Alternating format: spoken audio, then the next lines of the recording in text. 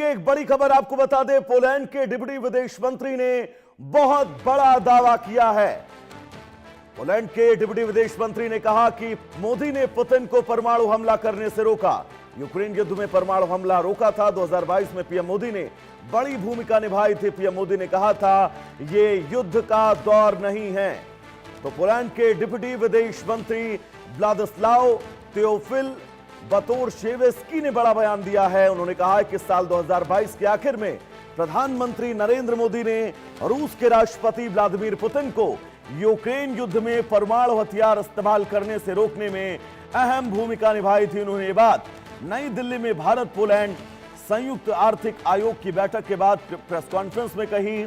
बार्तोशेवेस्की ने कहा कि पुतिन दुनिया के जिन गिने चुने नेताओं की बात गंभीरता से सुनते हैं उनमें प्रधानमंत्री नरेंद्र मोदी का नाम शामिल है। बार्तोशेवेस्की ने कहा कि पीएम मोदी एक जाने माने और सम्मानित वैश्विक नेता हैं। भारत का रूस के साथ, उससे पहले सोवियत संघ के साथ भी लंबे समय से गहरा रिश्ता रहा है। उन्होंने कहा कि राष्ट्रपति पुतिन वाकई पीएम मोदी की बातों को बहुत ध्यान से सुनते हैं।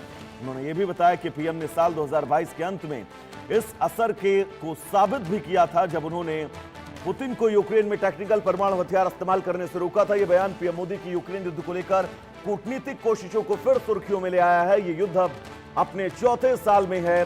सितंबर 2022 में उज्बेकिस्तान में हुई शंघाई सहयोग बैठक के दौरान पीएम मोदी ने पुतिन से कहा था कि आज का दौर युद्ध का दौर नहीं। भारत लगातार बातचीत और कूटनीति पर जोर देता रहा है और रूस पर पश्चिमी देशों के प्रतिबंध में शामिल होने से इनकार करता रहा है।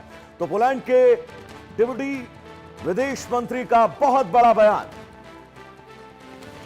प्रगति हमारे साथ जुड़ी हुई है तमाम जरूरी अपडेट्स के साथ। प्रगति, प्रधानमंत्री नरेंद्र मोदी की बढ़ती वैश्विक लोकप्रियता ये किसी से नहीं छिपी है, लेकिन अब पोलैंड के डिप्टी विदेश मंत्री का यह बयान ये बताता है कि भारत जिस शांति के मार्ग पर अग्रसर है, पूरी दुनिया को वो शांति का मार्ग ही दिखाता है। प्रगति जी बाबू, पोलैंड के डिप्टी विदेश मंत्री ने एक मीडिया बातचीत में यह दावा किया था कि जब रूस और यूक्रेन के बीच युद्ध अपने सबसे तनावपूर्ण दौर पे था, तब उन्होंने इस बात की आशंका जताई थी कि रूस टेक्निकल न्यूक्लियर वेपन यानी सीमित दायरे वाले परमाणु हथियार का इस्तेमाल कर सकता है। और उनके अनुसार ही उस समय हमारे भारत के प्रधानमंत्री नरेंद्र मोदी ने राष्ट्रपति पुतिन से बातचीत की और उन्हें ऐसा कदम उठाने से मना करा।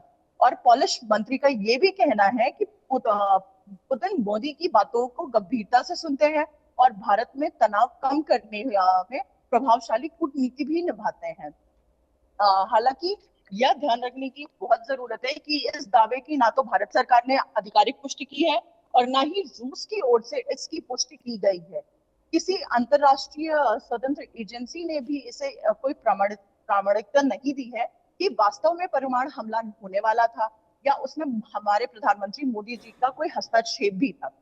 और अगर हम बात करते हैं इस पृष्ठभूमि की जिसने इस दावा को चर्चा का विषय बना दिया है, तो हम बात करेंगे सितंबर 2022 में उज्बेकिस्तान के समरकंद में आयोजित शंघाई कॉरपोरेशन यानी SCO शिखर समिट के दौरान हमारे प्रधानमंत्री नरेंद्र मोदी ने राष्ट्रपति पुतिन जी से कहा था कि आज का युग जो है वो युद्ध का दौर नहीं है। और इस बयान ने दुनिया भर में सुर्खियों में जगह बनाई थी और कई देशों ने इसे शांति और संवाद का मजबूत संदेश बताया था। इसके बाद भारत ने लगातार यह रुख अपनाया था कि रशिया और यूक्रेन के बीच विवाद का समाधान बातचीत और कूटनीति के माध्यम से होना चाहिए।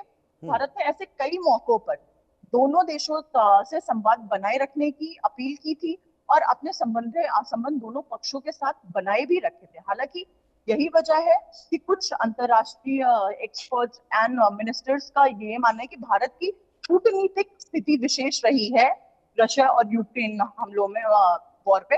हालांकि यह कहना है कि किसी एक बातचीत ने परमाणु हमले को निश्चित रूप से रोक दिया, फिलहाल उपलब्ध सार्वजनिक प्रूफ के आधार पर सिद्ध नहीं किया जा रहा है।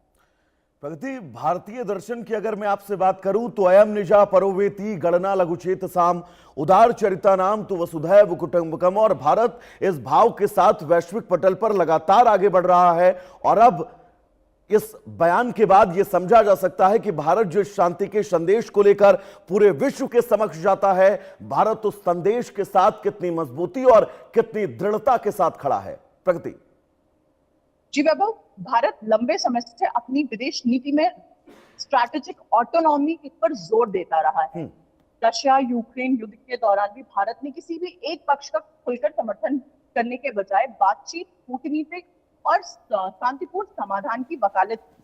और अगर पोलैंड के उप विदेश मंत्री का यह दावा सही माना जाए तो यह भारत की उस छवि को मजबूत करता है कि भारत केवल एक क्षेत्रीय शक्ति नहीं बल्कि वैश्विक स्तर पर संवाद स्थापित करने और तनाव कम करने की भूमिका निभाने वाला एक जिम्मेदार देश है। हालांकि यह जी प्रगति 2024 23 तारीख सितंबर की वो याद करिए जब प्रधानमंत्री नरेंद्र मोदी यूक्रेन के दौरे पर थे और यूक्रेन में रूस के ही हमले में मारे गए उन तमाम सैनिकों को श्रद्धांजलि प्रधानमंत्री नरेंद्र मोदी ने दी। और प्रधानमंत्री नरेंद्र मोदी का यह दूसरा पक्ष कि यूक्रेन पर जो परमाणु हमला रूस करने की पूरी तैयारी कर रहा था, वो प्रधानमंत्री नरेंद्र मोदी की दृढ़ता और उनके दृढ़ संकल्प के चलते रुकी है। यानी कि दोनों स्थितियों को परस्पर लेकर चलना यह भारत बहुत अच्छे से जानता है। जी वैभव, शायद इसीलिए भारत की कूटनीति छवि पर सकारात्मक टिप्पणी आ रही है और इसी टिप्पणी के रूप में इसे सकारात्मक रूप में देखा जा रहा है कि भारत कितना ज्यादा वैश्विक स्तर पर संवाद स्थापित करने की और तनाव कम करने की बातों पर जोर देता है। और कुल मिलाकर अगर इसकी बात करें तो मैं आपको बताऊं, भारत की विदेश नीति को पहचान आज भी यही मानी जा रही है कि विभिन्न देशों के साथ संवाद बनाए रखने और प्रगति बिल्कुल लगातार हम अपनी स्क्रीन पर जो तस्वीरें प्रधानमंत्री नरेंद्र मोदी और पुतिन के साथ में चला रहे हैं, उन तस्वीरों से भी पूरा विश्व ये समझ सकता है कि चाहे सोवियत संघ का मामला हो या फिर रूस का, भारत के साथ उसके रिश्ते आज भी बहुत प्रगाढ़ और मजबूत है। फिलहाल प्रगति आपका बहुत बहुत शुक्रिया इस तमाम जरूरी अपडेट के लिए। तो चलिए दर्शकों आगे बढ़ेंगे। इस बीच बड़ी खबर आपको बता दें, नोएडा के मामूरा गांव में भीषण आग लगी है। इलेक्ट्रिक बाइक में स्पार्किंग की वजह से आग लगी है। मकान के अंदर